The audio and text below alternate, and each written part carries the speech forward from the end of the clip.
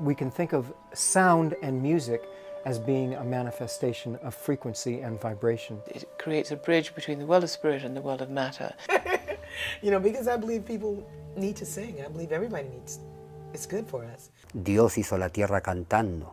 Music is the most easiest way to connect spirituality.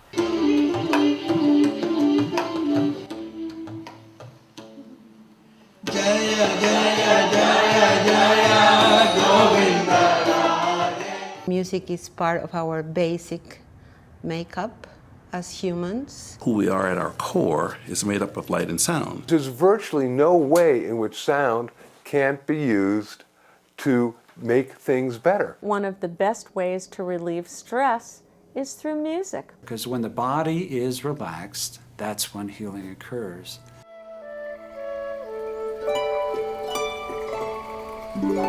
Kind of chemicals that start to move through your body even are much more tonic oriented than toxic oriented, and allows for the immune system to even strengthen.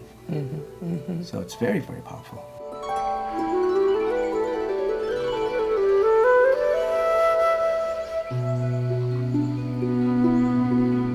Sound is a nutrient for the nervous system. Music affects the heartbeat, the pulse, the brain waves, the skin temperature, the muscle tension. This is about preventive medicine. This is about daily practices that reduce stress before things get out of hand, that we need to go to the hospital and have a tragic situation. So we're talking about an energy here that not only goes into our ear, into our brain, affects our nervous system, our heart rate, our respiration, but actually goes into us on a cellular level and can change us.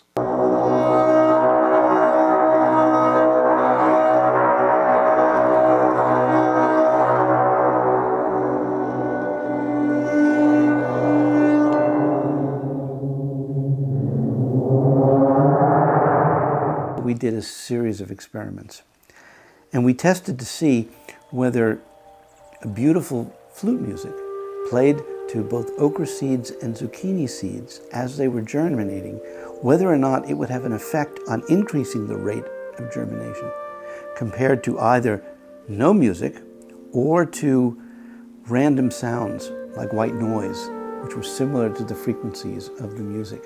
And in 5 separate experiments, what we found was that sure enough, it was the music, not no sound and not just noise per se, that actually facilitated the growth in both sets of seeds. My research,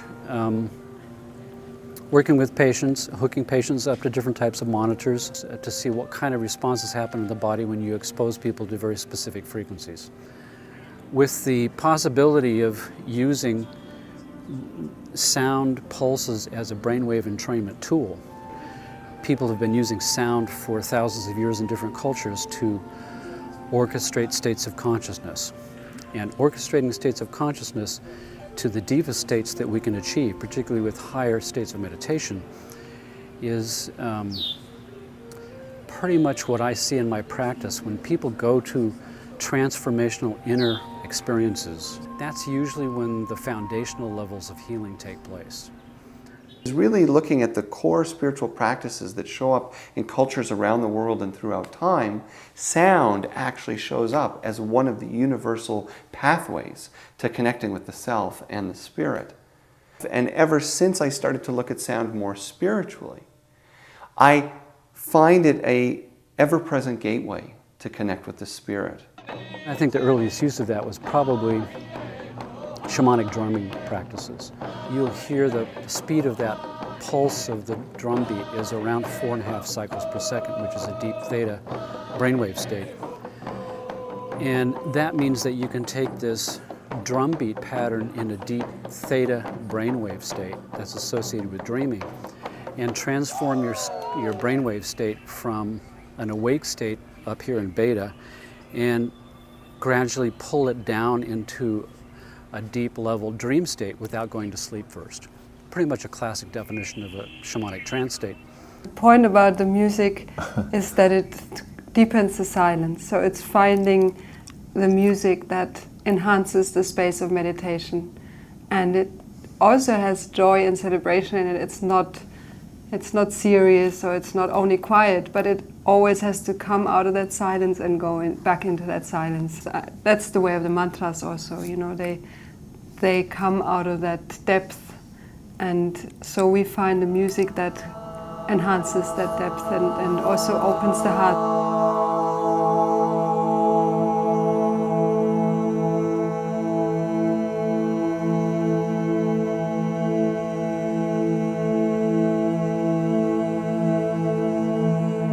What really supports healing is coming into the present moment, letting go of the past and letting go of the future other than the planning that we have to do for it, which means showing up here and now.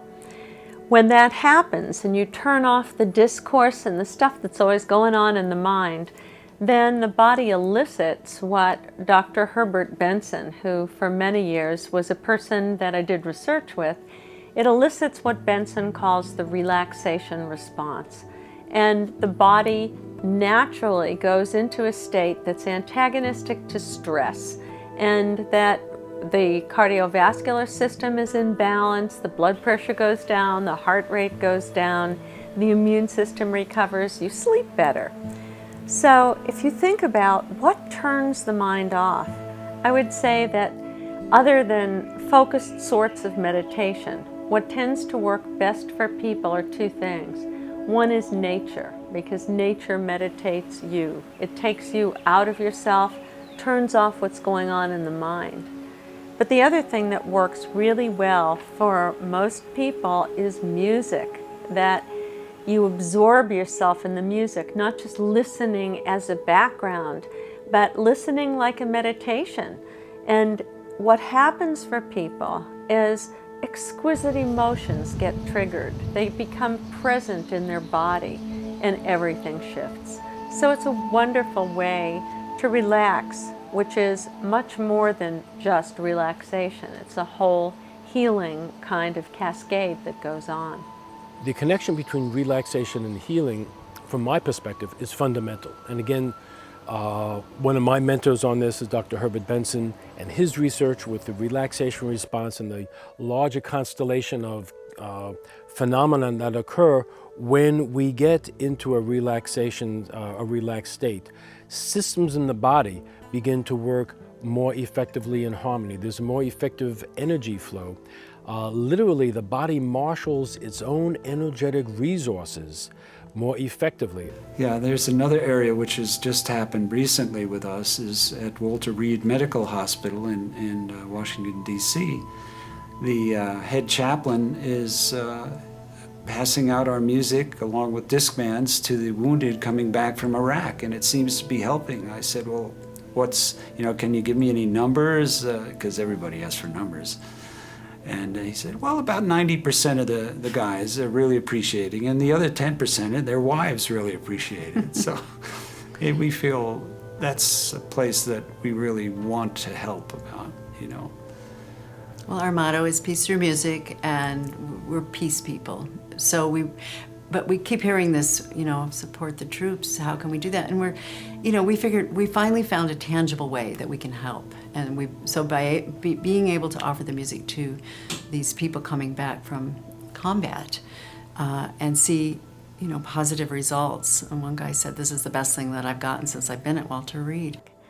And what we know about stress is that 70 to 90% of visits to family practice physicians are due to stress. Nobody likes the feeling of stress.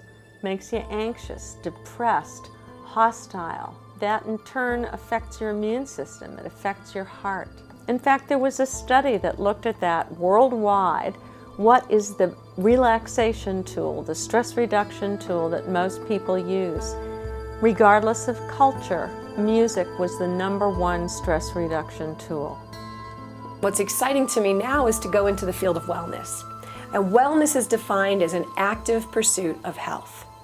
And so this is more than relieving symptoms. You have to take an active role in your own health and well-being. We're trying to move away from the idea of the pill fixing me. What we found in our research, and this was a study initially done and published in 2001 in the Journal of Alternative Medicine, and it was done by Dr. Barry Bittman, who's a neurologist, and he heads up the Meadville Medical Center. And he basically went to a drum circle at a medical conference, and he was powerfully moved by it. And he was inspired to study it. And what we found, and we tested 5 different types of drumming. So the key was having a protocol that's empowering and builds group support. The result was phenomenal. It was the first time we were able to show biological improvement in the immune system on a cellular level. So cellular biology was changed by 1 hour of group drumming, according to the Health Rhythms protocol.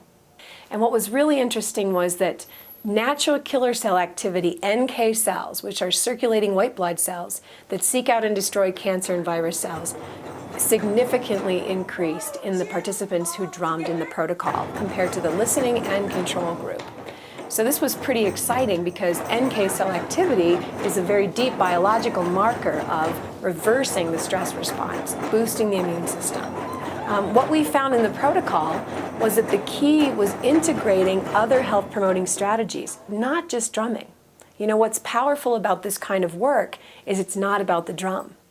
It's a tool to have an outcome. So when we wove together visualization, exercise, you know, it's a physical activity when you drum. We wove in spirituality, group support, humor. We found it was very important to help people laugh at themselves, and for us as facilitators to laugh at ourselves first, to put them at ease. Those kind of health promoting strategies are part of the composite element of that protocol using drumming. And I think the ability of music in critical care units to make a difference in how people respond is pretty much under the wire. Not too many people argue with this. We all need it. We all need to strengthen our immune system.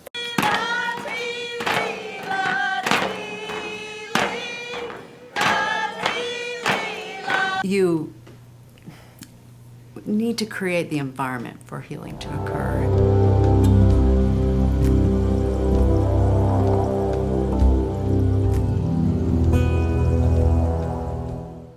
Of course, sound can affect people very much. If one thinks about the body as music and devises a way to make this audible, that this can have profound healing effects on the way people see their own bodies. Anyone can listen to music. That's what's so wonderful about it. You don't have to be a master of the practice. You just have to be willing. And what's important about the music is vibration. And so if a person is inundating themselves with a vibration that's higher than the disease is vibrating at a very low level, and they can maintain that state, then you're looking at the possibility of healing or revealing an individual's real nature. So music is so powerful. And we're using music in the real meaning of the word, not the stuff people listen to on the radio, the top 40 kind of things. But we're talking about real music that has an intention behind it. The artist has an intention, the artist is connected, the lyrics are important, the melodies are important. When we're in a heightened state of listening, our bodies respond more quickly. And this kind of entrainment means that we can move closer together in how we would offer music and bring music back to us as an offering to ourselves.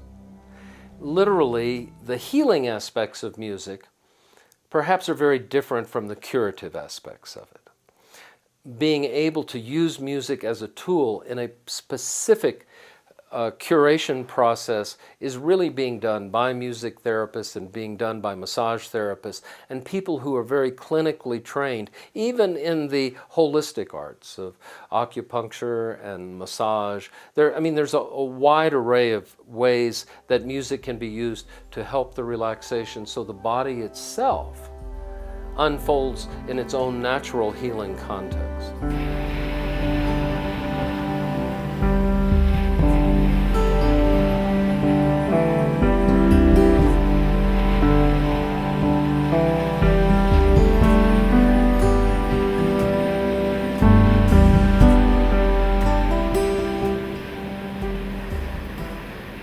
A particular incident occur with my own health. A few years ago, I was had a lot of hearing loss, and I was having dizziness and nausea, and it went on for about a year. It was very extreme, and I actually went to some of Don Campbell's workshops to try to do, I thought maybe the toning would help, or, you know, whatever.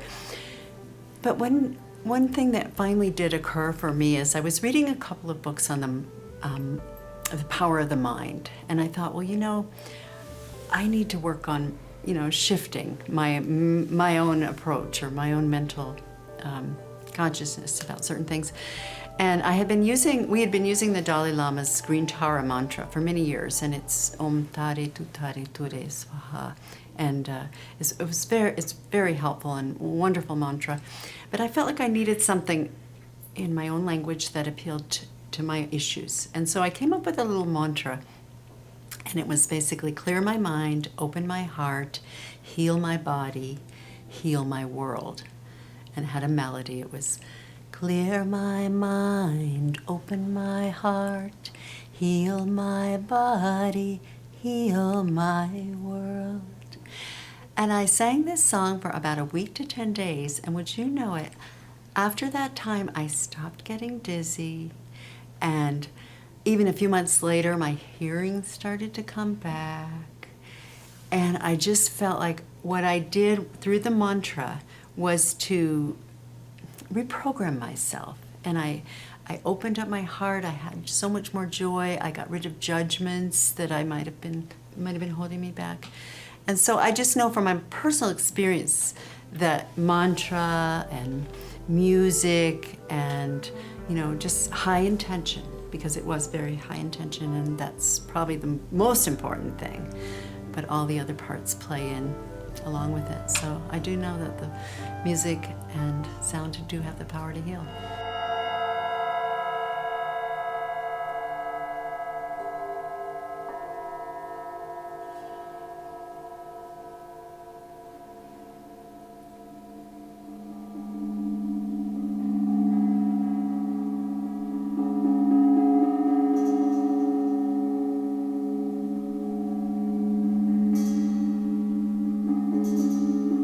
And many people are just sort of discovering when we say, you sound, you know, well, they go, well, sound, what are you talking about?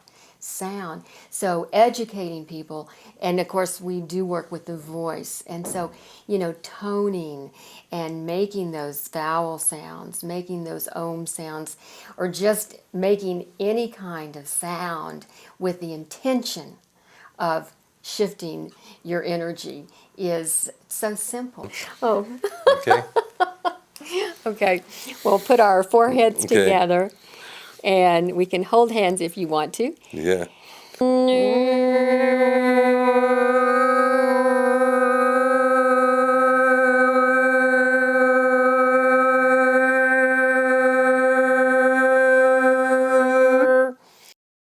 And we want to remind everybody that you don't need to be a trained singer to do this stuff, because when one person begins to make their vibrations and another person begins to vibrations, they lock in synchrony and harmony together with each other, and the effect can be so profound. Partnership and collaboration now take the place of competition and rivalry, you see. And music is the harmonizing force, or the harmonizing power that brings all that together. Yeah. You put a bunch of people in a room that can't speak the same language, you put on a good song, they're all dancing together. Or give them all instruments. You give them all instruments and let them sing together or Yeah. play together. You know, you don't have to. You can just bypass the language, bypass the beliefs, bypass the national biases. Throw some good music or give them something to sing. Oneness, right there.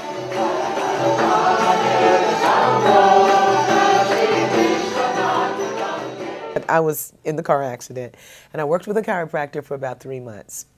And then at the end of our session, he says, okay, now we have to take x-rays. And then he called me. He says, I hate to give you this news, but there's a growth that's right above your bladder. And it's really large. And I want you to come in to see this. So I said, whatever you see does not exist from this moment on.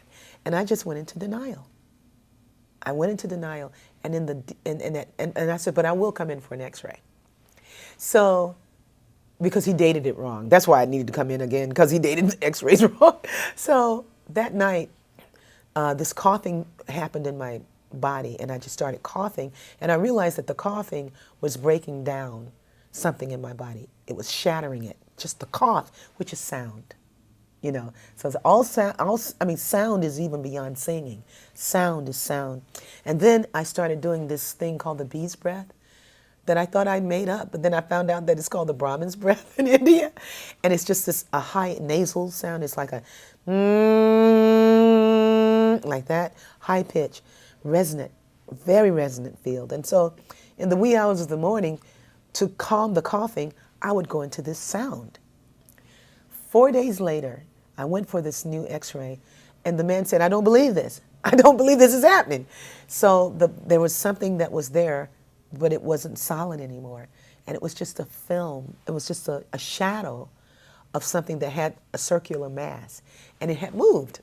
And so he said, I don't believe this is happening. I said, yeah, in another few days, it'll disappear altogether. I'm out of here. And I haven't looked back. That was like about 15 years ago. But the interesting thing about that story is that I know that the sound had everything to do with what was going on. And then, of course, a high being told me there was a time when that belonged in your body because of your thought. That you were in so much pain and so unhappy that your body was building this mass around its disappointment. She says, but now your body is so full of light that all of that has gone to shatter. It's shattered into tiny pieces. It's gone. It's disappeared. And I think my song of life, my song of joy, my song of gratitude had everything to do with that.